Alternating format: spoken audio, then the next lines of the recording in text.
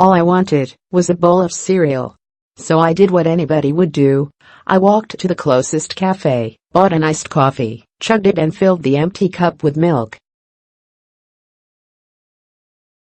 This is how much I hate grocery shopping.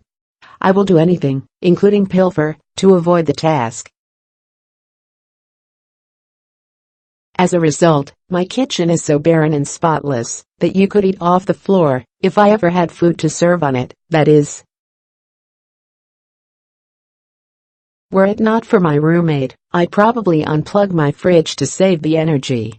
Being a food writer, I've always kept this dirty little secret to myself, afraid that colleagues and readers would label me as a fraud, because I didn't have one of those pristine, photo-ready pantries stocked with Maldon salt and $18 pickles. Let's slow things down a bit with hearty recipes made in a slow cooker, but just because I despise the chore and, gasp, actually hate to cook doesn't compromise my taste, or make me unqualified to judge the quality of a meal. In fact, who better to critique a chef-prepared dish than someone who eats 600 of them a year? I should acknowledge that it's a luxury to be in a position where I can dislike grocery shopping and afford to eat out. I don't live in a food desert. I'm a single woman with no family to feed, and I have disposable income to spend on dining out. I recognize that these things grant me a level of privilege not everybody experiences.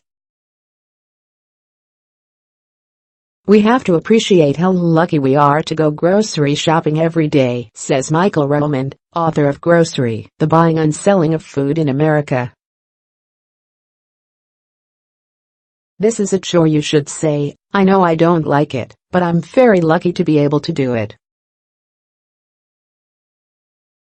Lucky as I may be, I'm not budging on this. A Wegmans Food Market in Montvale, N.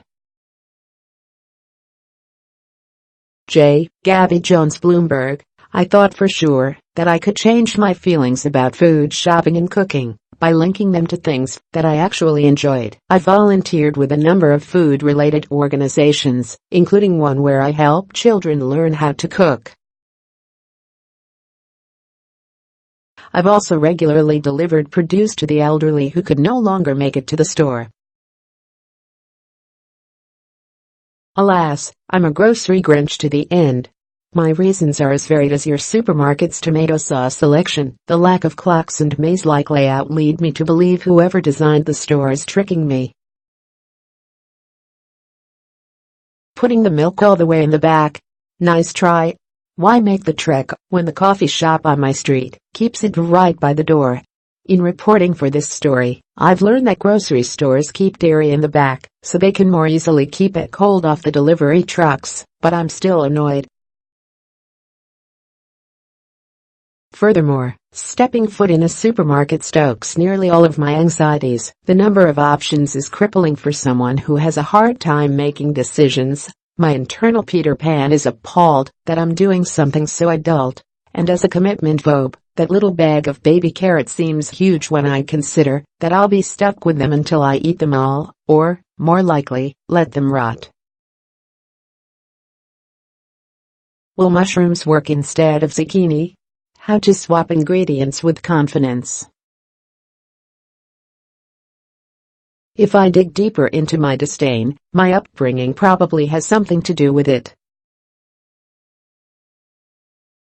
As the child of divorce with a dizzying joint custody arrangement, Monday I was with mom, Tuesday I was with dad, Wednesday I was with mom.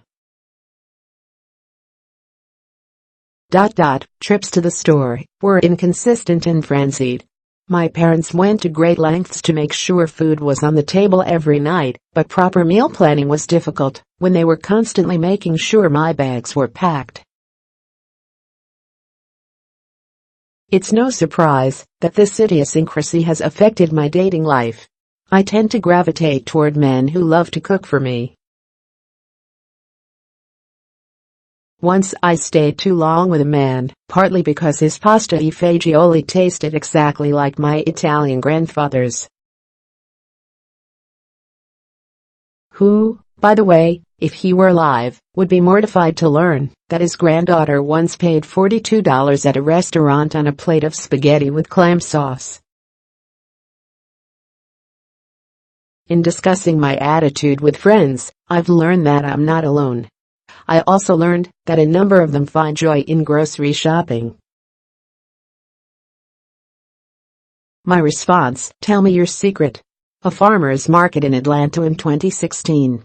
David Goldman AP, ever helpful. People in both camps have suggested I try alternatives to the typical bricks and mortar shop. And believe me, I have. Take the farmer's market.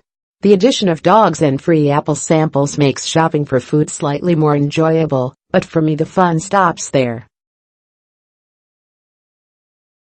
I can't get over the fact that a head of lettuce costs $7, or that at 9:30 a.m. the bagel stand is already sold out. I found it impossible to source a week's worth of food there, partly because the prices are so exorbitant, and partly because my abysmal cooking skills are not worthy of such beautiful produce. I've tried same-day grocery delivery services, and while it's relaxing to shop from home, I've had mixed results. Once the store was out of mini gold potatoes, so my proxy purchased 2 5-pound bags of russet potatoes. In case you've ever wondered, mashed potatoes topped with hash browns eaten with a French fry instead of a fork make for a very filling meal. Also, because I'm not physically in the store to cruise the aisles, I tend to overlook crucial items, like that time I forgot to request hummus, and spent a week dipping vegetables in ketchup, from a packet, naturally. The closest I've ever come to actually enjoying food shopping was at the secret, and very illegal, co-op in my neighborhood. In the basement of someone's townhouse, it's much smaller than the typical store, which helps quell a lot of my typical issues.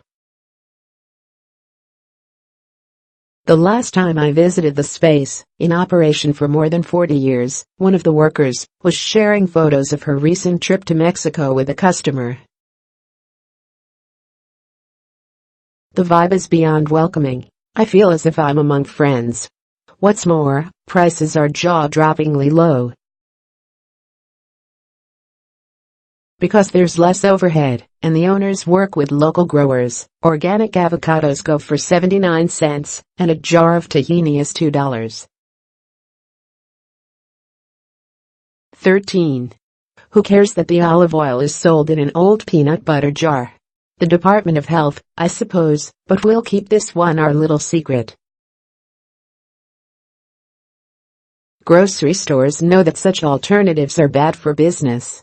In response, operators are coming up with novel ways to make the experience more enjoyable. Last year, a Whole Foods in New York City began offering shoppers a produce butcher who chops your fruits and vegetables for you. To cultivate a stress-free environment, another supermarket in Richmond introduced free meditation classes. And an increasing number of shops are building bars into their design to encourage lingering.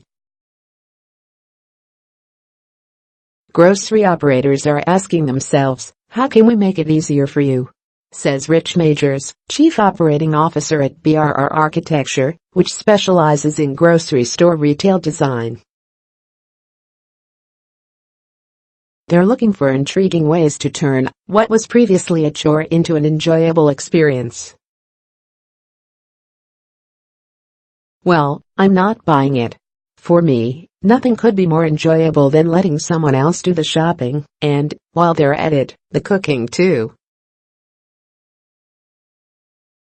More from Voraciously, here are some photos of gigantic pumpkins for no other reason than to distract you from reality. This new food museum expects to upset your stomach, and then make you think about why Verclair wants you to start thinking of it as a craft cocktail ingredient. Good luck with that.